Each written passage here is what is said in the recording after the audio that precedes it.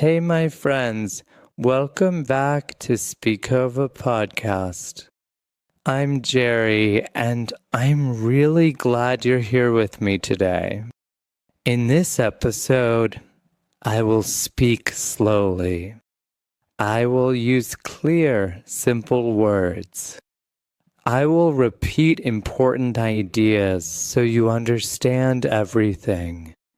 My goal is to help you practice listening and speaking together.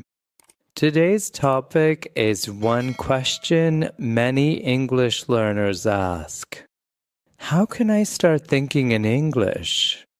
How can I stop translating from my native language? Maybe you have this challenge too. That's perfectly fine. Many learners experience it. It's normal because our brain prefers the first language. But here's the good news. Thinking directly in English is a skill you can train. You can practice it every day. And today, I'll guide you through the process. Why thinking in English matters, let's talk about why this matters. Some people feel slow when speaking English. Why? Because they translate every sentence in their minds. This slows down conversation. Even if you know lots of vocabulary and grammar, translating every sentence makes speaking harder. Fluent conversation is quick. Native speakers don't pause for your translation. If you translate word by word, your speech will sound unnatural. Sometimes translation fails completely because languages have different structures. For example, maybe in your language the adjective comes after the noun, but in English it comes before. Word-by-word translation can lead to mistakes. So the goal is to think in English without first translating. When you do this, you'll speak faster and you'll sound more natural. 5 simple ways to start thinking in English. Now let's get practical.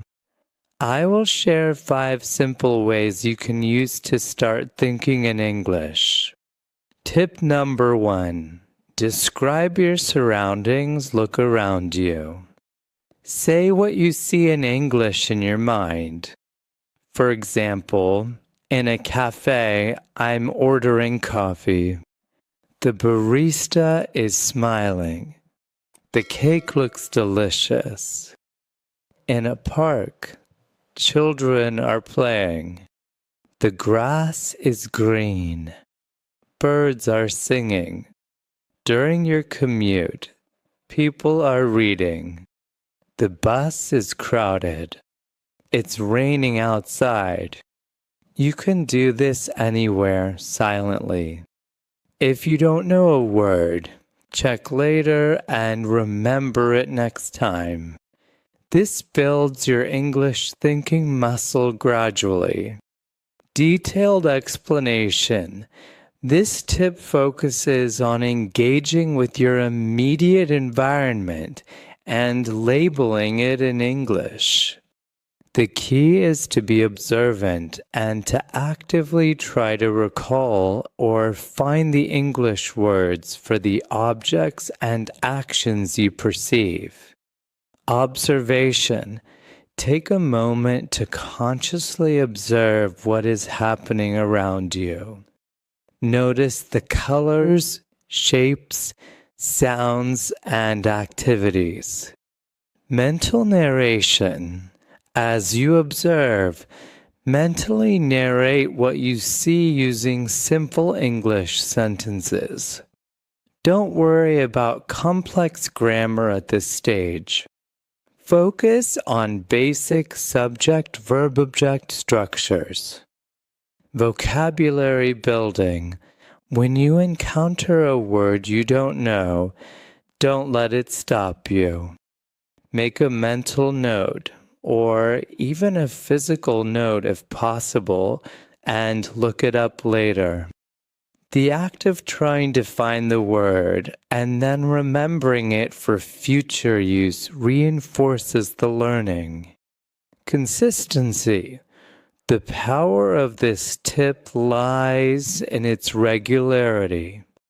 Doing this exercise even for a few minutes each day, multiple times a day, will accumulate significant benefits over time. Think of it as a mental workout for your English brain. Tip number 2, plan your day in English in the morning. Think about what you will do. I'll finish my homework. I'll meet my cousin. I'll clean my room. In the evening, review your day in your head. I went shopping. I listened to a podcast. I cooked pasta for dinner. These simple mental actions create an English-first habit. Detailed explanation. This tip leverages the structure of your daily routine to create opportunities for English thinking. By pre-planning and post-analyzing your day in English, you are giving your brain a clear directive to operate in English for specific tasks. Morning routine. Before you even start your day, take a few minutes to mentally map out your schedule. What are your priorities? What tasks need to be completed? Formulate these thoughts as simple English sentences. This can be done while you're getting ready, having breakfast, or commuting. Evening reflection.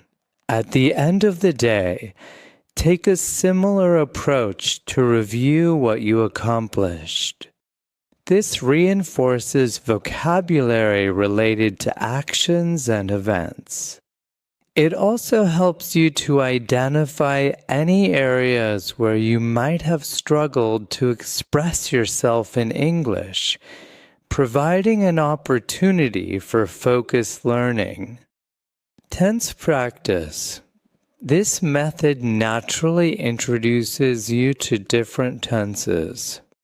Planning involves future tenses, e.g., I will go, I am going to meet, while reviewing involves past tenses, e.g., I went, I saw, I ate. This dual practice is highly beneficial. Goal setting. By setting your daily goals in English, you are creating a conscious intention to engage with the language. This intention can help to override the automatic tendency to revert to your native language. Tip number 3, use direct associations when you see an object. Think the word in English immediately. Cup, window, bicycle, pen, phone. No translation. Make it automatic. Practice in different places. Supermarket, beach, bookstore. At the beach, sand, waves, shells. At the bookstore, novel, shelf, magazine. Your brain will adapt and use English as your default label. Detailed explanation. This is a fundamental technique for building direct connections between English words and the concepts they represent, bypassing your native language entirely. Word concept link. The goal is to create a direct link in your brain between an object or concept and its English name. For example, When you see a cup, your brain should immediately activate the English word cup, not your native word for cup, followed by its English translation. Repetition and exposure. This requires consistent exposure and repetition. The more you see an object and consciously associate it with its English word, the stronger that connection becomes. Contextual practice. Practicing in various environments, supermarket, park, office, home, ensures that you are exposed to a wide range of vocabulary and can practice making these direct associations in different contexts. Eliminating the middleman. The no translation rule is critical. If you catch yourself translating, consciously stop and try to recall the English word directly. If you can't, make a note and look it up, but then try to make the direct association for the future. This process aims to retrain your brain's default response. Tip number 4. Shadowing practice. Choose audio from a native speaker, like this podcast. Listen closely and repeat immediately after them. Match the rhythm, tone, and pronunciation. No pause, no translation. Start with 5 minutes a day. At first, it feels difficult, but your brain will adjust. Soon, you'll respond quickly without thinking in your native language. Detailed explanation. Shadowing is a powerful technique that mimics how babies learn their first language. It involves active listening and immediate imitation. Active listening. Pay close attention not just to the words, but also to the intonation, stress, rhythm, and pronunciation of the native speaker. Immediate repetition. The key is to repeat what you hear as closely as possible, with very little or no delay. This forces your brain to process and produce the sounds in real time. Mimicking. Aim to imitate not just the words, but also the way they are spoken. This includes pauses, breath sounds, and emotional delivery. Overcoming translation. By focusing on the sound and rhythm, you naturally bypass the translation process. You are more concerned with accurately replicating the auditory input. Gradual improvement. Initially, shadowing can feel challenging, and you might not get every sound perfectly. However, with consistent practice, your auditory processing and your vocal muscles will become more attuned to English, leading to more fluent and natural speech. Material selection. Choose audio that is at a comfortable pace and clear. Podcasts, audiobooks, or even short video clips are excellent resources. The Speakova podcast itself is an ideal resource for this. Tip number 5. Narrate simple actions when cooking. I'm peeling the potatoes. The soup is boiling. I'm chopping onion. When cleaning, I'm dusting the table. I'm sweeping the floor. I'm folding clothes. When walking, The street is quiet. The wind is warm. The sun is bright. Simple sentences create strong habits. Detailed explanation. This tip is similar to describing your surroundings, but it focuses specifically on the actions you are performing. It's about internalizing the language for everyday activities. Self-instruction.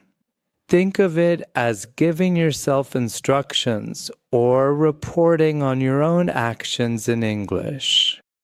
This brings the language into your immediate physical experience.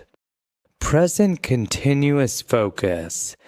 Many of these narration examples use the present continuous tense, I am, ing.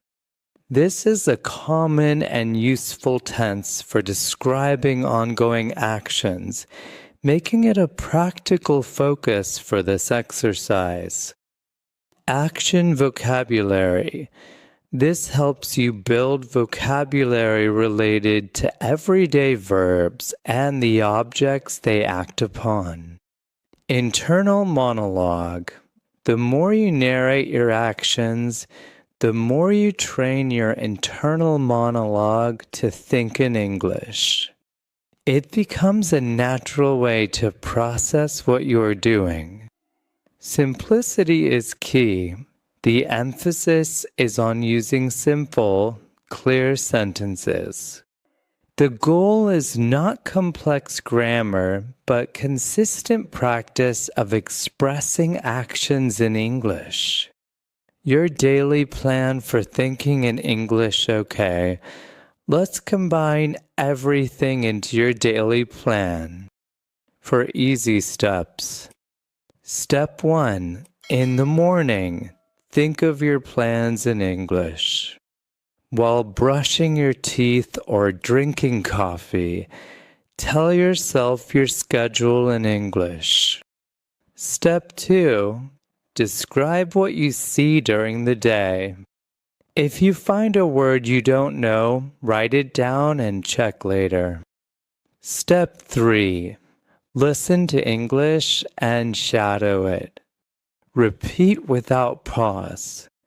Step 4. Review your day before bed. Think of what you did using English words. The journey to thinking in English. Do this every day. 1 week later, you'll feel the progress. 1 month later, your brain will start using English automatically. At first, maybe only 10% of your thinking is in English. Then it grows to 30%, 50%, 70%. One day, you'll realize you're thinking in English without effort. It happens gradually. Thinking in English is a skill. Be patient. Be kind to yourself. Make mistakes and keep going. And if you want to improve your English with simple daily routine sentences, watch my episode Learn English Daily Routine Listening and Speaking Practice podcast. And I'd be grateful if you like this video, subscribe to my channel, and hit the bell icon. Thanks for listening. This is Speakova Podcast. Keep thinking in English. Keep practicing and keep believing in yourself. Bye for now.